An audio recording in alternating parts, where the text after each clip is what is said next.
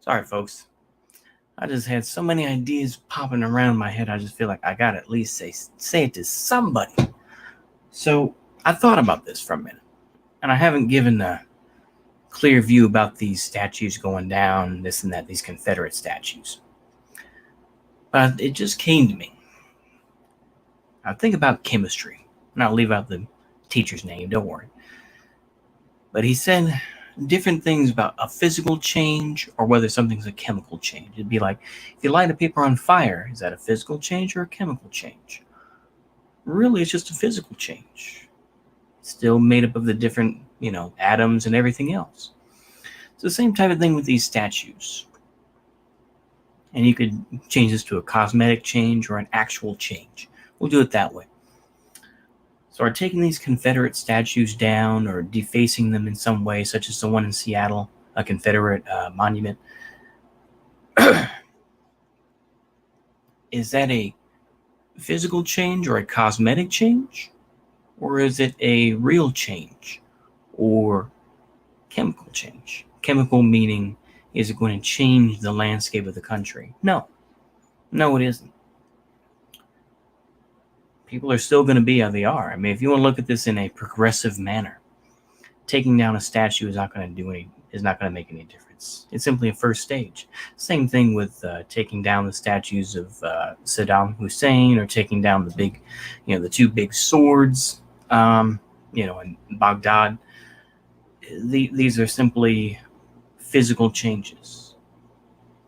These are cosmetic, but they're a first step.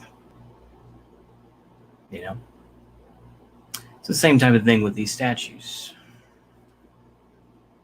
You can say the same thing about the statues in Ukraine of Lenin or Stalin, or of Zhukov. I think they had Zhukov statues there, for freeing them from,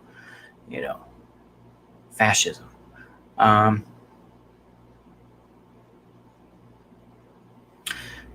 for the dead air. I was going to say that it's just a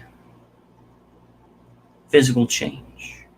Those, but the elements, especially in, Ukraine, in eastern Ukraine, close to Russia, the attitudes were still there. The attitudes of the Soviet Union was good for us. So that's why you have the Donetsk People's Republic and the Lugansk People's Republic. And why Western Ukraine is much more aligned with the West and much more aligned with Poland, because obviously that's going to be the split. The attitude still exists. And of course, a lot of things have changed in the South in general, but I think that the attitudes are still there. They still like their country music. They still like going out and shooting and hunting. That's the stereotype anyway.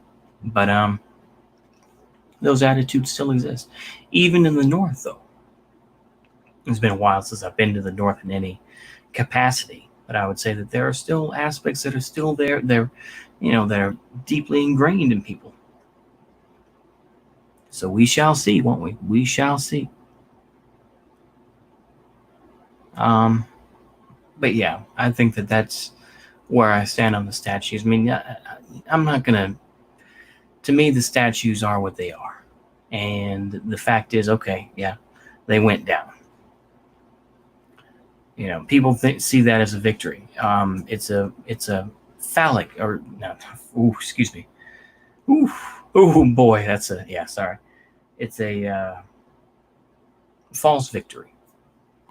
I'm trying to think of what.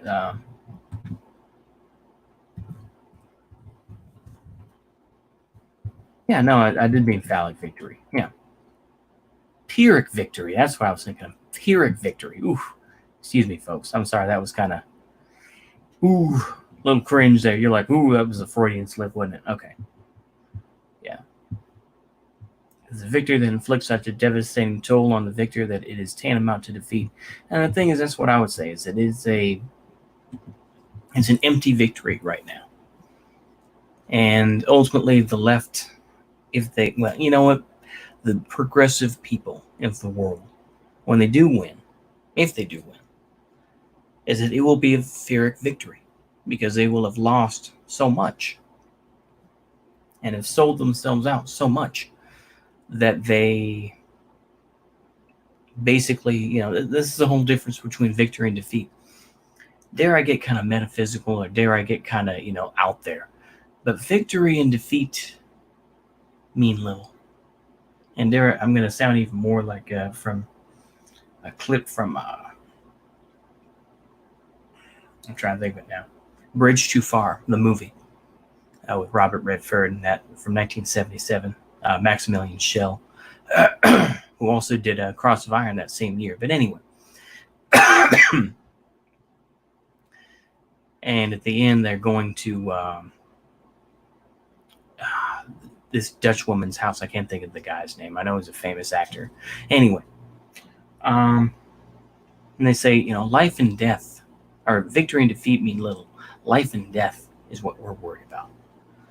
And I think, this is the whole idea of socialism versus barbarism, or this type of thing, I don't know. But anyway, take that for what it is. But there's a whole type of thing. We get this interesting binary, this interesting dichotomy between, well, this or that. You can go with this or you can go with that. You can go with this or you can go with that. The choice is yours. Do do do do do do do do. Yeah, check that song out, man. Black Sheep. Once again, I'm showing my millennialness, but anyway, that's how I really feel. These statues, I feel like, yeah. You have to remember, I'm numb, everybody. And I think as you get older, you do get numb. And that can be a good thing, because you just block out a lot of your feelings, but it can also be dangerous. It can be. And this is what happens with boomers. I think that a lot of boomers will still try to be like, oh, these statues, who cares, or whatever. But it's a mixed bag, isn't it? It is a first step. But I think that everyone's still trying to figure out everything, what's going to be next, So, yeah. Anyway, I was on a roll, folks. I just thought about it, and I'm like, well, I better say it, because I feel like it needs to be said. And at least my opinion, I know that y'all probably didn't care. Be like, oh, yeah, we don't care what Uncle Thomas says about the statues. Who cares? But I gave my opinion. I gave my 2 cents about it. Ultimately, in the whole scheme of things, it's just another step. In what direction? We don't know. So, yeah, we'll keep it there. And, yeah, there we go. All right. Bye-bye.